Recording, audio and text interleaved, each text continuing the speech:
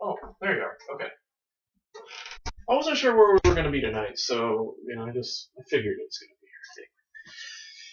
Hello there, Nate Jackson, Criterion Collection reviewer guy, person of the sorts in all of being, and then some, with a sort of a late night Criterion review. Um, Fun fact: for those of you who don't know, and none of you do because I've never mentioned this before, probably in the show.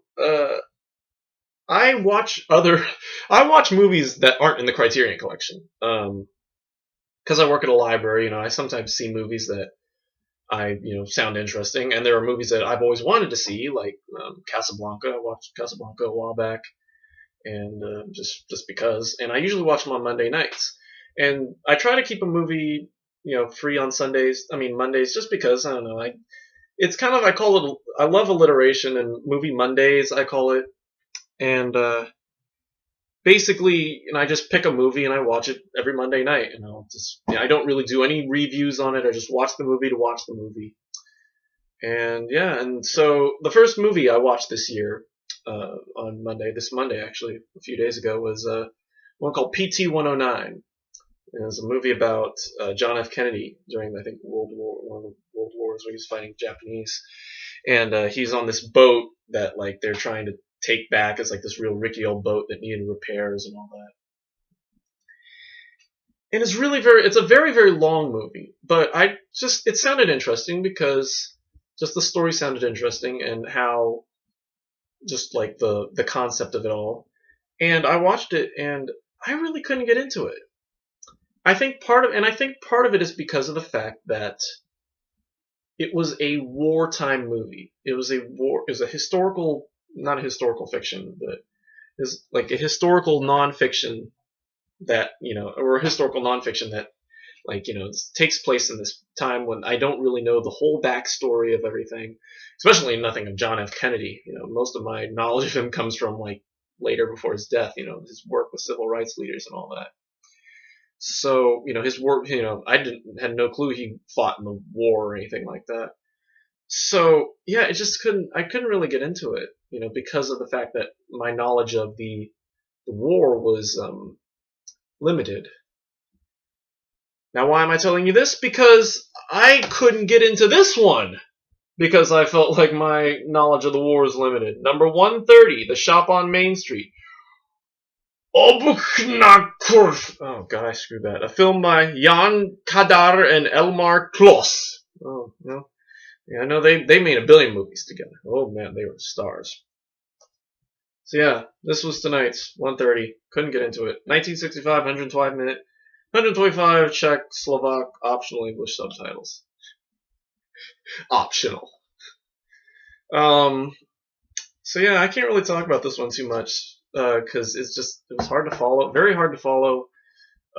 Even with the subtitles, did not help. There's a lot of singing in this movie, and a lot of very bad Hitler impressions. Or there's one scene where the guy gets drunk and does a really bad Hitler impression. Basically, it's about this like carpenter who is like becomes the Aryan controller of this Jewish woman's shop. She sells buttons, and like she ends up like she's like really old and senile, and she can't hear very well, and so she ends up thinking that the guy is like her nephew, and he tries to run the shop with her, and he ends up screwing up everything. I think my synopsis of this is going to be really broken and very short because, like I said, I can't really say much about it. And yeah, it basically is just about the oppression. It's about oppression, and in the end, the Nazis do this raid and they want the old woman out, and so they try to hide her. His name is what's his name? I could look up the names. I forgot I got this. What is the guy's name? What's the guy's name? Tono. And the woman's name is Rosalie Lautman. And that's her, Rosalie Lautman, played by Ida Kaminska, with Tono Brutko as Joseph Kroner. And in the end, Tono tries to hide the woman, and he ends up getting upset with her because she doesn't understand until the very last end when she uses, I forget the word, she calls it Pognon, Pognon, Pognom, or something like that, which is like a raid, like a raid on the Jewish or something. It's like it translates or something like that. And so then she finally freaks out, and so, but she's afraid that he's one of them, and so they like chase, and he grabs her and he throws her to try and hide her from this like officer, and the throw ends up killing her, and he's like devastated by this, and he ends up killing himself. He hangs himself, and yeah, it ends with this dream sequence of them like I think like there's a young woman like dancing with him to a band, and this is going to be another one where I'm going to get a lot of flack because apparently this, according to the back of this, it won the Academy Award for Best Foreign Film in 1965. And rightfully so. I mean, I can see why. I can see, the aspects of this film that make it a good film. But personally, I just didn't care much for it because of the fact that, I don't know anything about the war, and I mean, like compared to PT 109, I mean, this is historical fiction. This didn't really happen. I don't think. I don't think it's based on anything. It's based on It's based on a short novel by Ladislaw Grossman called The Trap, apparently. And yeah, but even then, it didn't attract me as well. So yeah, I don't know. This one was hard to watch. I think some of it was the violence, the fact that the Nazis were a very scary race to watch. Even fictional Nazis are very scary to watch, because the actors tend to put a lot of hate in it, and rightfully so, as they should, because they were very hateful people. But it's just hard to watch. So anyway, I didn't like this one. I'm sorry, guys. Feel free to hate on this, but. I mean, I'm sure if I watch it again, I can do some research on the Nazis and their when they used to take over cities and all that, and maybe that'd help my opinion of this film. But right now, I can only give it a C. I'm gonna give it a C. It had a plot line, it had a decent plot line, and it's easy to follow and a decent ending. Even though everybody dies, or the two main characters die at the end. But still, it was an important story. It felt like it was a very important story, and from what I could gather, like I said, that was a huge part as to why I couldn't give this one. I think probably it drops a letter because of the hard to follow plot, and I think another letter just because of just how dark it was. It's very dark.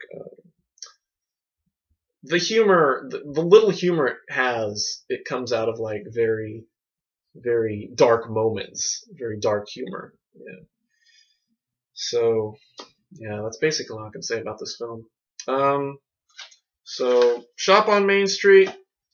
See, supplements, just the U.S. trailer that, just like most U.S. trailers in the 60s, just totally makes you think that it's better than it is. So, shop on Main Street. See, I would recommend checking it out at least once, but only once. So, yeah.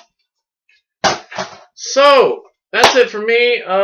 Sunday. We will see you Sunday for Closely Watched Trains. Hopefully I get it. I haven't gotten it yet. Hopefully it will come either tomorrow or Saturday. I've actually got 2 copies coming, so I'll have to pick the better one. Hopefully there's one with a cover.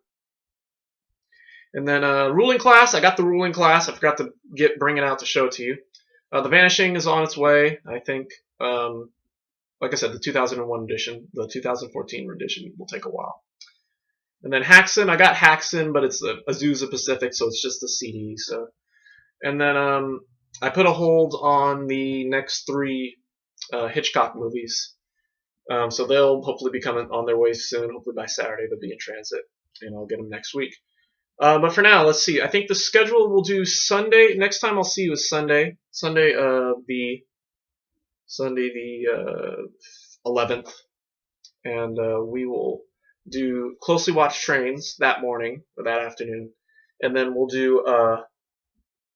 Then after that, we will do. Monday we'll do The Ruling Class. Tuesday we'll probably do The Vanishing if I get that one before.